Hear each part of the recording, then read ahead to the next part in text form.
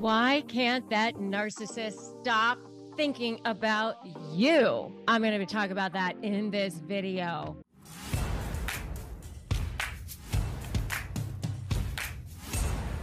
You've moved on, or you're trying to move on, or maybe you are not even in a relationship with that narcissist, or whatever it is. It's like, why are you the one that they're so fixated on? I'm going to tell you all about it.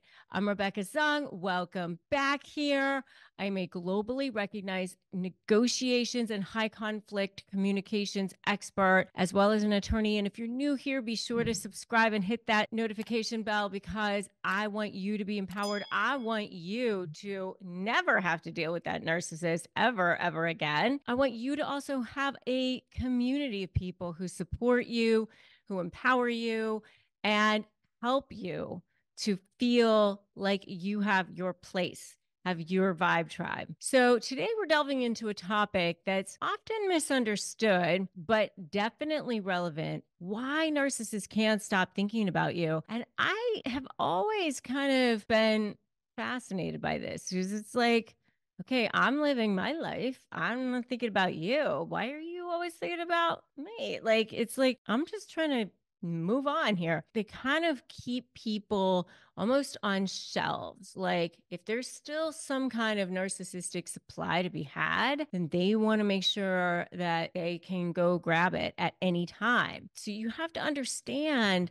that they can't get you out of their minds, and especially if you've slipped out of their grasp, because they want to keep that control. They want to keep that sense of control. The core of narcissism lies that insatiable need for validation, for admiration. And especially if you once gave it to them, if you once gave them that validation, if you once gave them that admiration, if you once gave them that sense of well-being, even for a little bit, where they felt like you admired them, you adored them, you poured into them all the things that they wanted, you gave them that attention, and they thought that you were the one. They were thriving on that, whether it was positive or negative.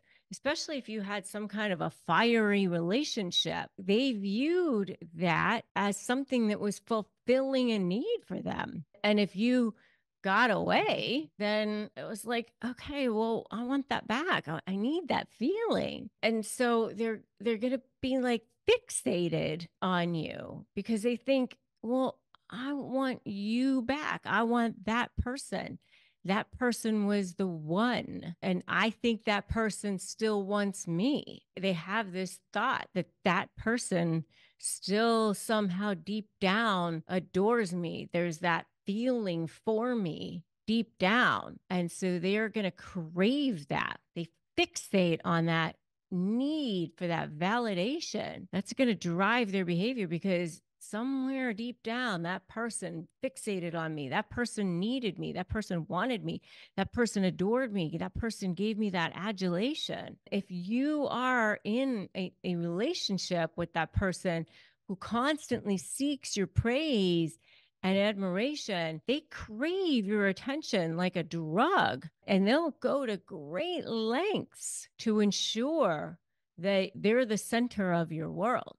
Even when that relationship is done, they can't shake the need for that validation. So they'll obsess over it. I mean, I've seen situations where they will create Spotify playlists, and they'll go put it, on an Instagram, and they'll DM you, or they'll go comment on things in social media, or they'll go meet up with friends, and they'll make sure the friends go give messages, and they'll just make sure that there's always some sort of way that a reminder will be had for, that person. Here I am, just to let them know that I'm still around. And you have to, just keep closing off those boundaries and just ignore and just keep on going and look forward and just say, I'm not allowing this. Keep your focus on where you're going, and keep shutting off those gates and not allowing that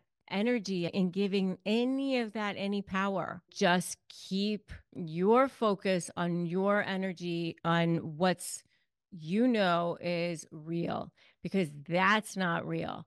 That's not good energy. The minute you start giving any of that, it's going to suck the energy right out of you.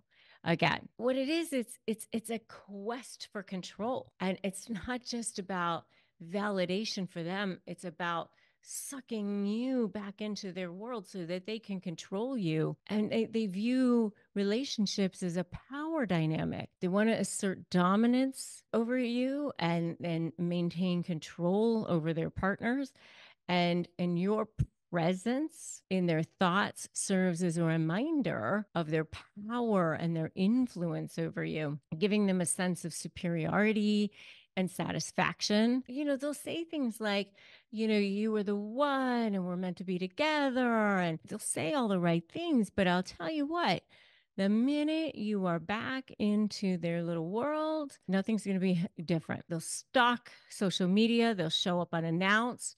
They'll show up unannounced for where you are, or even where your friends are, or friends of friends. And that's where it gets kind of scary, a little bit weird.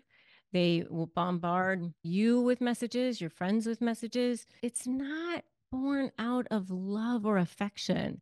And that's the thing. It seems like it is. And if you are a person who needs that, who craves that attention, your brain is going to be getting these dopamine hits. And you just got to understand that that's what it is about. So I'm going to say, just say no.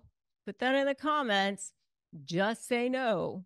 Just say no to that, and get the help and support that you need by joining my free private Facebook group, Narcissist Negotiators with Rebecca Zung. Get my free Crush My Negotiation prep worksheet. Get that at winmynegotiation.com. Beneath the facade of grandiosity and arrogance lies a deep-seated insecurity that plagues these narcissists. They harbor these feelings of inadequacy and self-doubt. They mask it with this bravado and this mask of superiority. But when you leave and you keep saying no, it's going to trigger these insecurities. And so that's why they try to go grab you and get you back. But you can't be responsible for that. It's their own flaw. It's their own sense of feeling vulnerable. It's not about you. You got to move on. Once you're back in the fold, it's going to be back to these little criticisms, belittling, projecting their shortcomings onto you. And that's why they accuse you of being selfish. They accuse you of being manipulative, controlling, all of those things, because they're projecting their sense of feeling small onto others and who they actually feel like they are inside.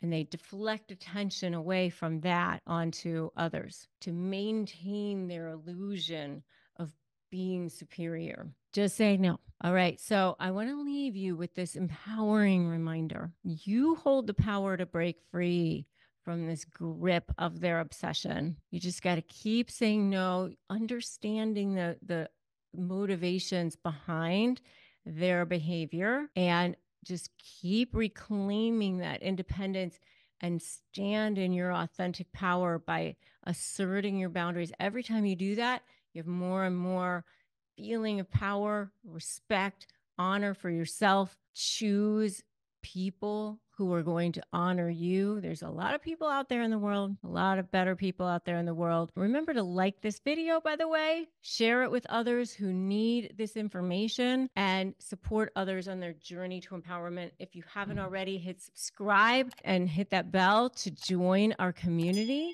and help yourself so that you can get more transformative insights on how to become more powerful in your communication, in your negotiations, and more strategies. And remember to grab my free Crush My Negotiation prep worksheet. It's 15 pages. It will literally help transform your life. You'll get tools to help you with your journey here. So the next video that I want you to watch is the narcissist will do this.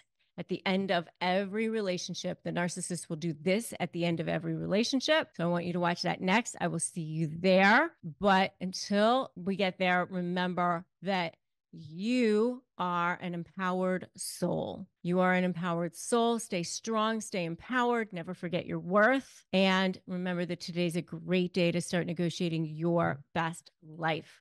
And I will see you in the next video.